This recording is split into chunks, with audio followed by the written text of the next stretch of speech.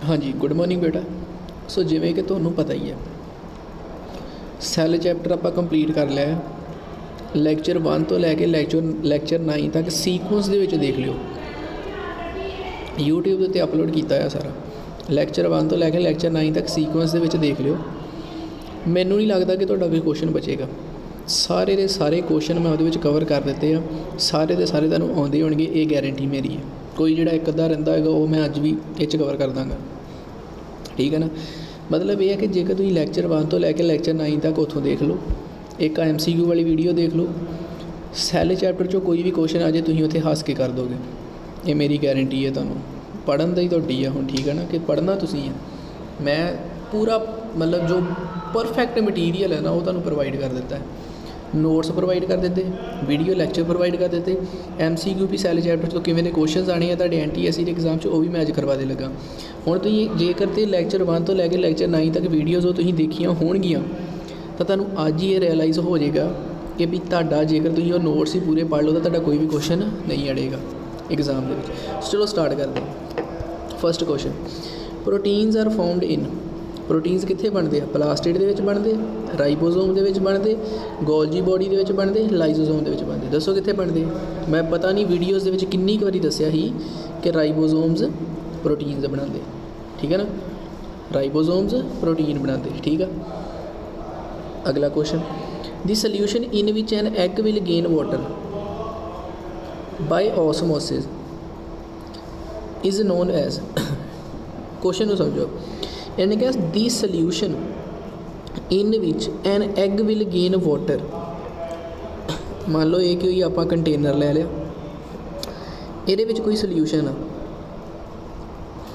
ये सल्यूशन दे विच आपां एग पा दिता, ठीक है ना।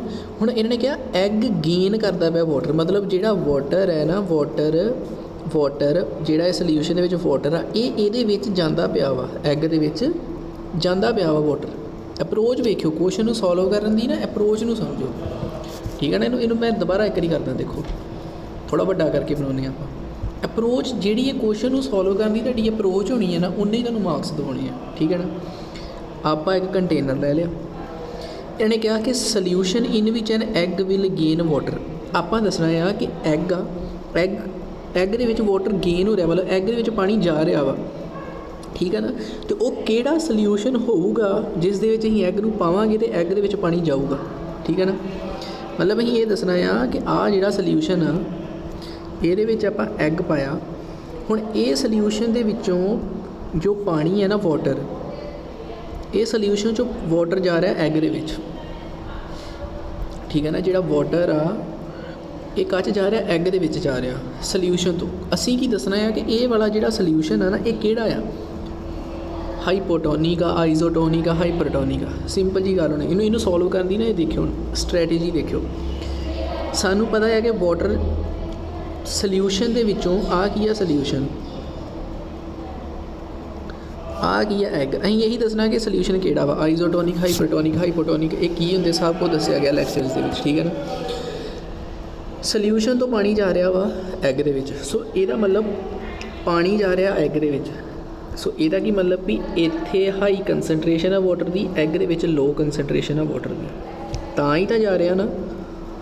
वाटर अपनी हाई कंसनट्रेशन तो लो कंसनट्रेशन वाल जांदा, हुण बाहर कंसनट्रेशन हाई है तां ही तो अंडे दे विच कंसनट्रेशन लो है वाटर की, तां ही तो जा रहा, ठीक है ना। तो सानू ये भी मैं रूल पिछे समझाया ही कि जिथे वाटर की कंसनट्रेशन हाई होंदी, सल्यूट की कंसनट्रेशन कितनी की होंदी, लो। जिथे वाटर की कंसनट्रेशन लो होंदी, उत्थे सल्यूट की कंसनट्रेशन की होंदी है हाई। ये रूल मैं समझाया ही लैक्चर दे विच सारा दस्सिया गया, ठीक है ना।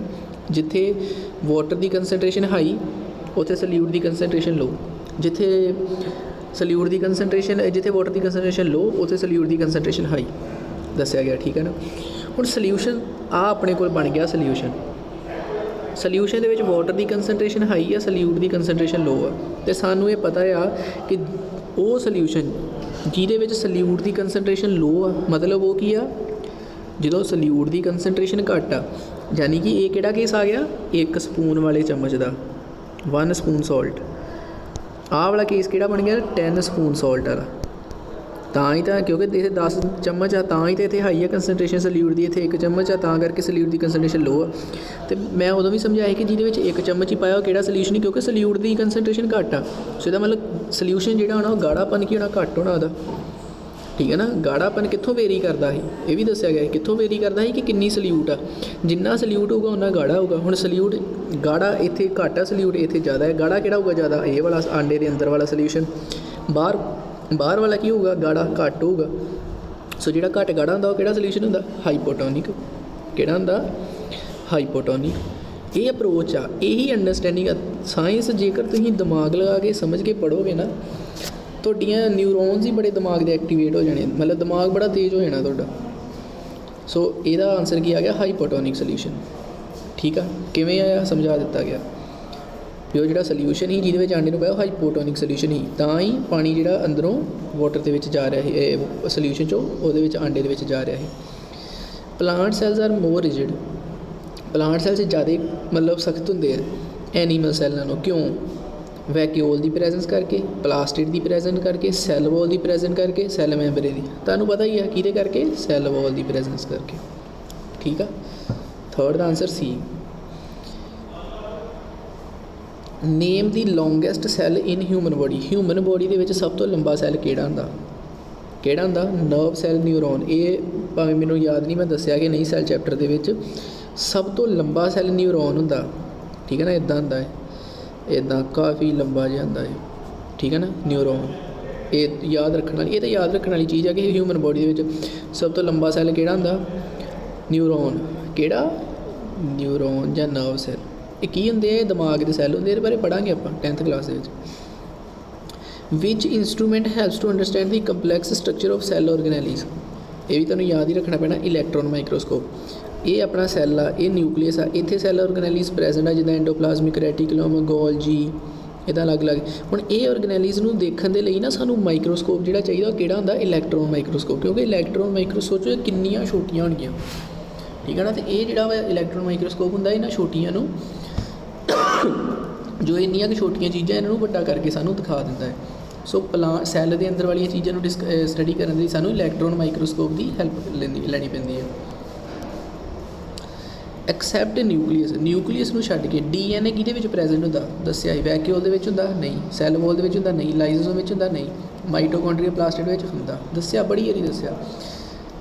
Access CO2 store in cells move out by the process of CO2 जिहड़ी है ना, जिहड़ी सैल दे विच ज़्यादा आंदी है बाहर चल जाती सैल चों। किहड़ी प्रोसैस दे नाल, ऑसमोसिस नहीं, क्योंकि ऑसमोसिस उत्थे गल करनी जिथे पानी की मूवमेंट हो रही है, वाटर की। इत्थे किहदी मूवमेंट हो रही, CO2 की। सो ऑसमोसिस तो हो नहीं सकता। प्लाज्मोल डिफ्यूजन सोचते हैं ये बारे भी हो सकता कि नहीं। प्लाज्मोलाइसिस हो सकता, प्लाज्मोलाइसिस तो श्रिंकिंग ही, कि जो सैल ही वो सैल वो तो दूर चल जाती सैल मैंबरेन, ये भी नहीं हो सकता। ना आता डिफ्यूजन, मेरा आंसर है डिफ्यूजन। डिफ्यूजन की ही कि जो मूवमेंट होती है वाटर तू छड्ड के किसी होर सबसटेंस, एक जगह दूजी जगह सबसटेंस मूव कर रहा, ठीक है ना। वाटर छड्ड के जो वाटर मूव कर रहा तो ऑसमोसिस, जो वाटर तो इलावा कोई होर चीज़ मूव कर रही है, डिफ्यूजन। मेरा answer diffusion. Structural and functional unit of life की होंदा, दसो की होंदा जी, सैल होंदा। कितनी वारी दस्सिया ही, एक लैक्चर ही पूरा ये बनाया है। क्लोरोफिल कित्थे प्रेजेंट होंदी, दसो भी कित्थे प्रेजेंट होंदी है क्लोरोफिल, किहदे विच, क्लोरोप्लास्ट दे विच। क्लीयरली वे लो, सारे वही सवाल आने जिहड़े मैं कराए था। When egg in placed in concentrated solution, solution केड़ा, कंसनट्रेटेड सल्यूशन। कंसनट्रेटेड सल्यूशन केड़ा ही, 10 स्पून वाला, मतलब 10 स्पून वाला, 10 स्पून वाला सल्यूशन केड़ा ही, कंसनट्रेटेड। इहदे विच की रखिया, एग, ठीक है ना, एग। हुण आ क्वेश्चन था पूरा पढ़िया नहीं, चलो इन्हों दोबारा पढ़ लेंगे।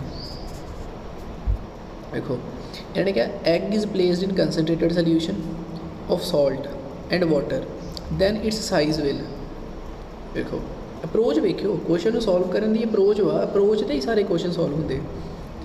कंसनट्रेटेड सल्यूशन है कोई, कंसनट्रेटेड सल्यूशन किहड़ा, 10 स्पून वाला सॉल्ट दे, ठीक है ना। तो जो 10 स्पून वाला आप लिया ही, तो सानू पता है कि वाटर की कंसनट्रेशन उस केस लो ही, सल्यूट की कंसनट्रेशन हाई ही। ओबवियस है 10 चम्मच पाए तो हाई कंसनट्रेशन सल्यूट की है, जिथे सल्यूट की कंसनट्रेशन हाई है तो उत्थे अपनी वाटर की कंसनट्रेशन लो होनी। इत्थे आ गया एग, की आ गया, एग। हुण वेखो ਹੁਣ ਜਿਹੜਾ ਸੋਲਿਊਸ਼ਨ ਆ, ਸੋਲਿਊਸ਼ਨ ਦੇ ਵਿੱਚ ਵਾਟਰ ਦੀ ਕੰਸਨਟ੍ਰੇਸ਼ਨ ਕੀ ਆ, ਲੋ, ਕਿਉਂਕਿ ਸੋਲਟ ਦੀ ਕੰਸਨਟ੍ਰੇਸ਼ਨ ਕੀ ਆ, ਹਾਈ। ਸੋ ਇਹਦਾ ਉਲਟ ਇੱਥੇ ਬਣਾ ਦਿਓ ਪਾਣੀ ਦੇ ਵਿੱਚ, ਇਹਦੇ ਆਂਡੇ ਦੇ ਵਿੱਚ ਕੀ ਹੋਏਗਾ, ਵਾਟਰ ਦੀ ਕੰਸਨਟ੍ਰੇਸ਼ਨ ਹਾਈ, ਵਾਟਰ ਦੀ ਕੰਸਨਟ੍ਰੇਸ਼ਨ ਕੀ ਹੋਊਗੀ, ਹਾਈ। ਸੋਲਿਊਟ ਦੀ ਕੰਸਨਟ੍ਰੇਸ਼ਨ ਕੀ ਹੋਊਗੀ, ਲੋ, ਕਿਉਂਕਿ ਉਲਟਾ ਚੱਲਦਾ ਨਾ। ਜਦੋਂ ਬਾਹਰ ਵਾਟਰ ਦੀ ਕੰਸਨਟ੍ਰੇਸ਼ਨ ਲੋ ਆ ਤਾਂ ਓਬਵੀਅਸ ਜੀ ਗੱਲ ਅੰਦਰ ਕੀ ਹੋਣੀ, ਹਾਈ। ਬਾਹਰ ਵਾਟਰ ਦੀ ਕੰਸਨਟ੍ਰੇਸ਼ਨ ਲੋ ਕਿਵੇਂ ਆ, ਸਾਨੂੰ ਕਿਵੇਂ ਪਤਾ ਲੱਗਾ, ਕਿਉਂਕਿ ਬਾਹਰ ਕੀ ਕੰਸਨਟ੍ਰੇਟਡ ਸੋਲਿਊਸ਼ਨ ਹੀ, ਕੰਸਨਟ੍ਰੇਟਡ ਸੋਲਿਊਸ਼ਨ ਕਿਹੜਾ ਸੀ, 10 ਚਮਚ ਵਾਲਾ ਨਮਕ ਦੇ।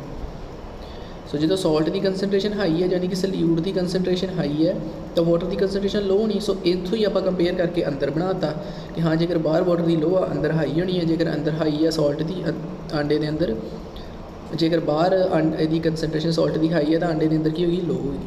ਠੀਕ ਆ। ਹੁਣ ਵਾਟਰ ਕਿੱਧਰੋਂ ਕਿੱਧਰ ਮੂਵ ਕਰੇਗਾ, ਵਾਟਰ ਦੀ ਕੰਸਨਟ੍ਰੇਸ਼ਨ ਹਾਈ ਆ ਆਂਡੇ ਦੇ ਅੰਦਰ, ਬਾਹਰ ਕੀ ਆ, ਲੋ। ਸੋ ਵਾਟਰ ਮੂਵ ਕਰੇਗਾ ਆਂਡੇ ਤੋਂ ਬਾਹਰ, ਵਾਟਰ ਮੂਵ ਕਰਦਾ ਪਿਆ ਆਂਡੇ ਤੋਂ ਬਾਹਰ। ਜਦੋਂ ਹੁਣ ਪਾਣੀ ਅੰਦਰੋਂ ਬਾਹਰ ਜਾਊਗਾ, ਹੁਣ ਜਦੋਂ ਬੈਲੂਨ ਆ, ਬੈਲੂਨ ਦੇ ਵਿੱਚੋਂ ਪਾਣੀ ਬਾਹਰ ਕੱਢਦੇ, ਸਾਈਜ਼ ਉਹਦਾ ਘਟਦਾ ਹੀ ਆ, ਸਾਈਜ਼ ਉਹਦਾ ਘਟਦਾ ਹੀ ਆ। ਸੋ ਇਹਦਾ ਆਨਸਰ ਕੀ ਆ ਗਿਆ, ਇਹਦਾ ਕੀ ਆਨਸਰ ਆ ਗਿਆ ਸਾਡੇ ਕੋਲ, ਡਿਕਰੀਜ਼, ਮਤਲਬ ਸਾਈਜ਼ ਉਹਦਾ ਆਂਡੇ ਦਾ ਘਟ ਜਾਣਾ ਹੈ। ਕਿਵੇਂ ਘਟ ਜਾਣਾ ਸਮਝਾ ਦਿੱਤਾ, ਠੀਕ ਹੈ ਨਾ। Which of the following hold hereditary characters, vacuole hold ਕਰਦਾ, ਨਹੀਂ।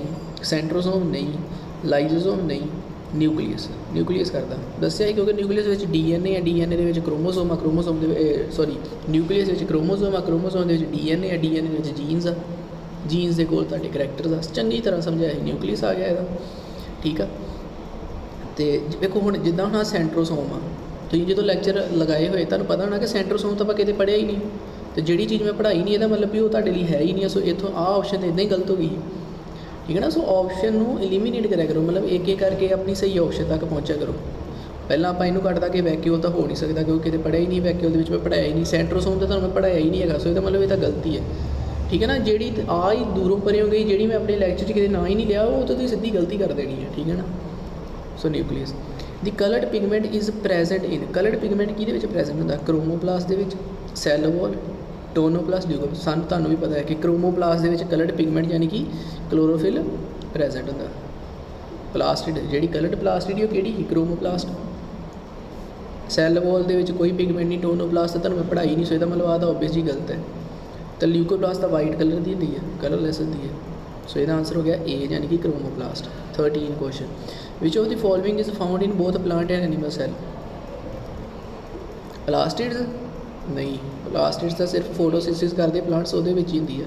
ਸੈੱਲ ਮੈਂਬਰੇਨ ਹਾਂ, ਦੋਨਾਂ 'ਚ ਪ੍ਰੈਜ਼ੈਂਟ ਹੁੰਦੀ ਹੈ। ਕਲੋਰੋਪਲਾਸਟ ਨਹੀਂ, ਕਲੋਰੋਪਲਾਸਟ ਕੀ ਆ, ਪਲਾਸਟਿਡ ਆ, ਅਤੇ ਕੀ 'ਚ ਪ੍ਰੈਜ਼ੈਂਟ ਹੁੰਦਾ, ਸਿਰਫ ਪਲਾਂਟਸ ਦੇ ਵਿੱਚ। ਸੈੱਲ ਵਾਲ ਵੀ ਇਕੱਲੀ ਪਲਾਂਟਸ, ਇਹਦਾ ਆਨਸਰ ਕੀ ਹੈ, ਸੈੱਲ ਮੈਂਬਰੇਨ। ਇਹ ਦੋਵਾਂ 'ਚ ਪ੍ਰੈਜ਼ੈਂਟ ਹੁੰਦੀ, ਪਲਾਂਟ ਸੈੱਲ ਵੀ ਐਨੀਮਲ ਸੈੱਲ ਵੀ। ਸੈੱਲ ਵਾਲ ਕਾਹਦੀ ਬਣੀ ਹੁੰਦੀ, ਸੈਲੂਲੋਜ਼ ਦੀ, ਪਹਿਲਾਂ ਹੀ ਦੱਸਿਆ ਹੈ। Nucleus without membrane is found in, ਮਤਲਬ ਵੈਲ ਡਿਫਾਈਨਡ ਨਹੀਂ ਹੁੰਦਾ ਨਿਊਕਲੀਅਸ, ਕਿਹਦੇ ਵਿੱਚ ਹੁੰਦਾ, ਪ੍ਰੋਕੈਰੀਓਟਿਕ ਦੇ ਵਿੱਚ। ਯੂਕੈਰੀਓਟਿਕ ਲਈ ਡਿਫਾਈਨਡ ਹੁੰਦਾ, ਆਹ ਤਾਂ ਪਤਾ ਹੀ ਨਹੀਂ ਕੀ ਲਿਖਿਆ। ਹਿਊਮਨ ਸੈਲਸ ਦੇ ਵਿੱਚ, ਯਾਨੀ ਕਿ ਸਾਡੇ ਵਿੱਚ ਹੁੰਦਾ ਹੀ ਆ, ਵਧੀਆ ਤਰ੍ਹਾਂ ਡਿਫਾਈਨਡ ਨਹੀਂ ਹੁੰਦਾ ਕਿਉਂਕਿ ਆਪਾਂ ਯੂਕੈਰੀਓਟਿਕ। ਕ੍ਰੋਮੈਟਿਨ ਫਾਈਬਰਸ ਕਿੱਥੇ ਫਾਊਂਡ ਹੁੰਦੇ ਆ, ਕ੍ਰੋਮੈਟਿਨ ਫਾਈਬਰਸ ਦੇਖੋ, ਕ੍ਰੋਮੈਟਿਨ ਲੱਗਦਾ ਨਹੀਂ ਪਿਆ ਕ੍ਰੋਮੋਜ਼ੋਮ ਦੇ ਨਾਲ ਰਿਲੇਟਡ ਨਹੀਂ ਲੱਗਦਾ ਪਿਆ, ਠੀਕ ਹੈ ਨਾ। ਜਦੋਂ ਤੇ ਵੇਖੋ ਪਹਿਲਾਂ ਇੱਦਾਂ ਧਾਗੇ ਹੁੰਦੇ ਆ, ਇਹਨੂੰ ਵੀ ਕਹਿੰਦੇ ਆ ਕ੍ਰੋਮੈਟਿਨ ਫਾਈਬਰਸ, ਨਿਊਕਲੀਅਸ ਦੇ ਵਿੱਚ ਕ੍ਰੋਮੈਟਿਨ ਫਾਈਬਰਸ, ਠੀਕ ਹੈ ਨਾ। ਇਹ ਬਾਅਦ ਦੇ ਵਿੱਚ ਬਣ ਜਾਂਦੇ ਇੱਦਾਂ, ਜਦੋਂ ਇੱਦਾਂ ਬਣ ਜਾਂਦੇ ਇਹਨੂੰ ਕੀ ਕਹਿੰਦੇ, ਕ੍ਰੋਮੋਜ਼ੋਮਸ। ਜਦੋਂ ਇੱਦਾਂ ਬਣ ਗਏ ਇਹਨੂੰ ਕੀ ਕਿਹਾ, ਕ੍ਰੋਮੋਜ਼ੋਮਸ। ਜਦੋਂ ਇੱਦਾਂ ਧਾਗੇ ਇਹਨੂੰ ਕੀ ਕਿਹਾ, ਕ੍ਰੋਮੈਟਿਨ ਫਾਈਬਰ। ਅਤੇ ਕ੍ਰੋਮੋਜ਼ੋਮ ਜਾਂ ਕ੍ਰੋਮੈਟਿਨ ਫਾਈਬਰ ਕਿੱਥੇ ਹੋਣਗੇ ਫਿਰ, ਓਬਵੀਅਸ ਜੀ ਗੱਲ ਹੈ, ਨਿਊਕਲੀਅਸ ਦੇ ਵਿੱਚ ਹੋਣਗੇ। ਕਿੱਥੇ ਹੋਣਗੇ, ਨਿਊਕਲੀਅਸ ਦੇ ਵਿੱਚ ਹੋਣਗੇ। ਡੀ ਆਨਸਰ 16 ਦਾ, D. To carry out plasmolysis, plasmolysis ਕਰਨੀ ਹੈ, ਮਤਲਬ ਪਾਣੀ ਇਹ ਸੈੱਲ ਦੇ ਵਿੱਚੋਂ ਬਾਹਰ ਜਾਣਾ ਆ, ਠੀਕ ਹੈ ਨਾ। ਅਤੇ ਸੈੱਲ ਨੂੰ ਕਿਹਦੇ ਵਿੱਚ ਪਲੇਸ ਕਰਾਂਗੇ, to carry out plasma cell should we placed in, plasmolysis ਕਰਨੀ ਆ। ਮਤਲਬ ਮੰਨ ਲਓ ਆਹ ਸੈੱਲ ਆ, ਸੈੱਲ ਦੇ ਵਿੱਚੋਂ ਪਾਣੀ ਬਾਹਰ ਜਾਣਾ ਚਾਹੀਦਾ, ਮਤਲਬ ਸੈੱਲ ਦੇ ਅੰਦਰ ਕੰਸਨਟ੍ਰੇਸ਼ਨ ਹਾਈ ਹੋਊਗੀ, ਬਾਹਰ ਕੀ ਹੋਊਗੀ, ਲੋ। ਕਿ ਸੈੱਲ ਦੇ ਵਿੱਚ ਜਿਹੜੀ ਕੰਸਨਟ੍ਰੇਸ਼ਨ, ਵੇਖੋ ਹੁਣ ਕੀ ਹੋ ਰਿਹਾ, ਸਮਝੋ ਗੱਲ। ਪਲਾਜ਼ਮੋਲਾਈਜ਼ ਕੀ ਹੁੰਦਾ ਸੀ ਕਿ ਜਦੋਂ ਆਪਣੇ ਕੋਲ ਆ ਸੈੱਲ ਵਾਲ ਹੀ, ਸੈੱਲ ਵਾਲ ਤੋਂ ਦੂਰ ਚਲ ਜਾਂਦਾ ਸੀ। ਕਿਉਂ ਚਲ ਜਾਂਦਾ ਸੀ, ਕਿਉਂਕਿ ਵਾਟਰ ਬਾਹਰ ਚਲ ਜਾਂਦਾ ਸੀ। ਸੋ ਇਹਦਾ ਮਤਲਬ ਆਹ ਕੀ ਆ, ਸੈੱਲ ਦੇ ਵਿੱਚੋਂ ਪਾਣੀ ਕੀ ਜਾਣਾ ਵਾ, ਬਾਹਰ ਜਾਣਾ। ਸੋ ਆਹ ਜਿਹੜਾ ਸੋਲਿਊਸ਼ਨ ਆ ਇਹ ਕਿਹੜਾ ਹੋਣਾ ਚਾਹੀਦਾ ਵਾ, ਠੀਕ ਹੈ ਨਾ, ਅੰਦਰੋਂ ਬਾਹਰ ਜਾ ਰਿਹਾ, ਮਤਲਬ ਸੈੱਲ ਦੇ ਅੰਦਰ ਕੰਸਨਟ੍ਰੇਸ਼ਨ ਹਾਈ ਆ, ਸੋ ਬਾਹਰ ਕੀ ਆ, ਲੋ। ਜਦੋਂ ਬਾਹਰ ਕੰਸਨਟ੍ਰੇਸ਼ਨ ਵਾਟਰ ਦੀ ਕੀ ਆ, ਲੋ, ਤਾਂ ਹੀ ਤਾਂ ਬਾਹਰ ਜਾ ਰਿਹਾ ਨਾ ਪਾਣੀ, ਤਾਂ ਹੀ ਤਾਂ ਪਲਾਜ਼ਮੋਲਾਈਜ਼ ਹੋ ਰਹੀ। ਜਿੱਥੇ ਵਾਟਰ ਦੀ ਕੰਸਨਟ੍ਰੇਸ਼ਨ ਲੋ ਹੁੰਦੀ ਉੱਥੇ ਸੋਲਿਊਟ ਦੀ ਕੰਸਨਟ੍ਰੇਸ਼ਨ ਕੀ ਹੁੰਦੀ ਆ, ਹਾਈ, ਯਾਨੀ ਕਿ 10 ਚਮਚ ਵਾਲਾ ਆ ਗਿਆ। ਸੋ ਇਹ ਕਿਹੜੀ ਕੰਡੀਸ਼ਨ ਬਣ ਗਈ, ਜਿੱਥੇ ਸੋਲਿਊਟ ਜ਼ਿਆਦਾ ਹੁੰਦਾ 10 ਚਮਚ ਹੁੰਦੇ, ਉਹ ਕਿਹੜਾ ਸੋਲਿਊਸ਼ਨ ਹੀ ਹਾਈਪਰਟੋਨਿਕ, ਕਿਉਂਕਿ ਸੋਲਿਊਟ ਜ਼ਿਆਦਾ ਆ ਯਾਨੀ ਕਿ ਜ਼ਿਆਦਾ ਸੰਘਣਾ ਹੈ। ਸੋ ਇਹਦਾ ਕੀ ਆਨਸਰ ਆਊਗਾ, ਬੀ, ਹਾਈਪਰਟੋਨਿਕ ਸੋਲਿਊਸ਼ਨ। ਕਿਹੜਾ solution, hypertonic. 18 which of the following forms the cellular membrane system. ਇਹ ਤੁਹਾਨੂੰ ਥੋੜ੍ਹਾ ਜਿਹਾ ਰੱਖਣਾ ਪੈਣਾ ਕਿ ਸੈਲੂਲਰ ਮੈਂਬਰੇਨ ਸਿਸਟਮ ਕੌਣ ਬਣਾਉਂਦਾ ਆ, ਗੋਲਜੀ ਐਪਰੇਟਸ ਐਂਡ ਐਂਡੋਪਲਾਜ਼ਮਿਕ ਰੈਟੀਕੂਲਮ, ਇਹ ਬਣਾਉਂਦੇ, ਠੀਕ ਆ। In most of the plant cell nucleus is displaced from centre. Plant cell ਦੇ ਵਿੱਚ ਨਿਊਕਲੀਅਸ ਕਿੱਥੇ ਹੁੰਦਾ, ਇੱਥੇ ਹੁੰਦਾ, ਕਿਉਂਕਿ ਇੱਥੇ ਕੀ ਹੁੰਦਾ, ਬੜਾ ਸਾਡਾ ਵੈਕਿਊਲ ਹੁੰਦਾ ਵੱਡਾ ਸਾਰਾ। Which of the following statement, which of the following statement is true about protoplasm. Protoplasm ਕੀ ਹੁੰਦਾ ਹੈ, ਵੇਖੋ ਇਹ ਆਪਣਾ ਰਹਿ ਗਿਆ ਸੀ, ਇਹ ਥੋੜ੍ਹਾ ਜਿਹਾ ਰਹਿ ਗਿਆ। ਪ੍ਰੋਟੋਪਲਾਜ਼ਮ ਕੀ ਹੁੰਦਾ, ਪ੍ਰੋਟੋਪਲਾਜ਼ਮ ਪਤਾ ਕੀ ਹੁੰਦਾ, ਆਪਣੇ ਕੋਲ ਕੀ ਆ, ਇਹ ਆ ਸੈੱਲ, ਉਹਦੇ ਵਿੱਚ ਕੀ ਆ, ਨਿਊਕਲੀਅਸ, ਆਹ ਕੀ ਆ, ਸਾਈਟੋਪਲਾਜ਼ਮ। ਨਿਊਕਲੀਅਸ ਜਮਾ ਸਾਈਟੋਪਲਾਜ਼ਮ, ਇਹਨਾਂ ਦੋਵਾਂ ਨੂੰ ਨਾਮ ਕੀ ਦੇ ਦਿੰਦੇ ਆ, ਪ੍ਰੋਟੋਪਲਾਜ਼ਮ। ਆ ਜਿਹੜੀ ਚੀਜ਼ ਜਮਾ ਨਿਊਕਲੀਅਸ, ਸੈੱਲ ਮੈਂਬਰੇਨ ਨੂੰ ਨਹੀਂ ਕੰਸੀਡਰ ਕਰਦੇ ਹੈਗੇ ਇਹਦੇ ਵਿੱਚ। ਆਪਣੇ ਕੋਲ ਨਿਊਕਲੀਅਸ ਹੋ ਗਿਆ, ਇੱਕ ਆਪਣੇ ਕੋਲ ਆਲੇ ਦੁਆਲੇ ਸਾਈਟੋਪਲਾਜ਼ਮ ਹੋ ਗਿਆ, ਇਹਨੂੰ ਕਹਿੰਦੇ ਆ ਪ੍ਰੋਟੋਪਲਾਜ਼ਮ, ਇਹਨੂੰ ਕਹਿੰਦੇ ਆ ਪ੍ਰੋਟੋਪਲਾਜ਼ਮ। ਸੋ ਪ੍ਰੋਟੋਪਲਾਜ਼ਮ ਕੀ ਹੁੰਦਾ ਹੈ, ਸਾਡੇ ਕੋਲ ਸਾਈਟੋਪਲਾਜ਼ਮ ਐਂਡ ਨਿਊਕਲੀਅਸ ਦਾ ਬਣਿਆ ਹੁੰਦਾ, ਠੀਕ ਹੈ ਨਾ, ਸਾਈਟੋਪਲਾਜ਼ਮ ਅਤੇ ਨਿਊਕਲੀਅਸ ਦਾ ਬਣਿਆ ਹੁੰਦਾ। ਸੋ ਬੇਟਾ MCQ ਵੀ ਹੋ ਗਏ ਆਪਣੇ, ਠੀਕ ਹੈ ਨਾ। ਤੁਹਾਨੂੰ ਵੀ ਪਤਾ ਲੱਗ ਜਾਣਾ ਹੈ ਕਿ ਸਾਰੇ, ਜੇਕਰ ਤੁਸੀਂ ਲੈਕਚਰ ਅਟੈਂਡ ਕੀਤੇ ਤਾਂ ਤੁਹਾਨੂੰ ਵੀ ਪਤਾ ਲੱਗ ਜਾਣਾ ਹੈ ਕਿ ਹਾਂ ਵੀ ਸਾਰੇ ਕੁਐਸਚਨ ਤਾਂ ਸਾਡੇ ਸੋਲਵ ਹੋ ਰਹੇ ਆ, ਠੀਕ ਹੈ ਨਾ। ਜਿਹੜਾ ਇੱਕ ਤਾਂ ਨਹੀਂ ਹੋ ਰਿਹਾ ਉਹ ਮੈਂ ਸਮਝਾਤਾ, ਤੁਹਾਡਾ ਸੈੱਲ ਚੈਪਟਰ ਪੂਰਾ ਕੰਪਲੀਟ ਹੈ, ਪੂਰਾ ਰੈਡੀ ਹੈ NTSC ਦੇ ਲਈ। ਸੋ ਇਹਨੂੰ ਬਸ ਹੁਣ ਪੜ੍ਹਨ ਦੀ ਜ਼ਿੰਮੇਵਾਰੀ ਤੁਹਾਡੀ ਹੈ। ਸੋ ਬੇਟਾ ਇਹਨੂੰ ਪੜ੍ਹ ਲੈਣਾ, ਸਮਝ ਲੈਣਾ, ਜਿੱਥੋਂ ਨਾ ਸਮਝ ਲੱਗੇ ਮੈਨੂੰ ਪੁੱਛ ਲੈਣਾ। Thank you.